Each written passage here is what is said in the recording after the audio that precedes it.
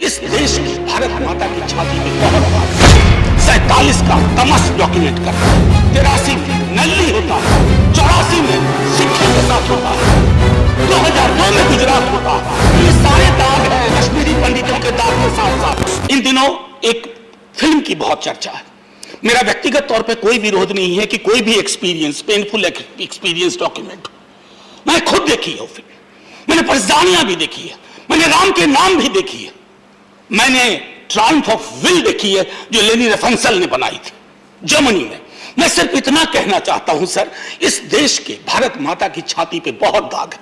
47 का तमस डॉक्यूमेंट करता है सर, उसके बाद 83 में नल्ली होता है, 84 में सिखों के साथ होता है, 2002 में गुजरात होता है।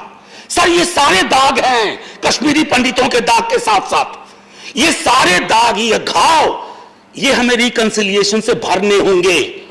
एक घाव और दूसरे घाव के बीच में तेजाब डाल करके आप कुछ नहीं हासिल करेंगे। भारत माता और लहूलुहान होगी, और जब लहूलुहान होगी ना सर, तो कुछ भी नहीं बचेगा, क्योंकि वोट की फसल का भी एक थ्रेशोल्ड वैल्यू है। आप प्लीज सर, एक टर्म है, मैंने कहा ना कि half window.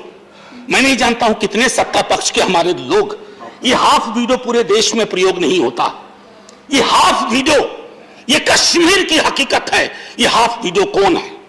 APDP, association of parents of disappeared persons.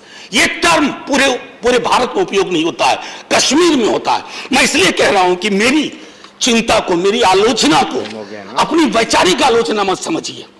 मैं कल सदन में नहीं रहूंगा, आप में से भी कई लोग नहीं रहेंगे, लेकिन कश्मीर होगा, कश्मीरियत होगी, इंसानियत होगी।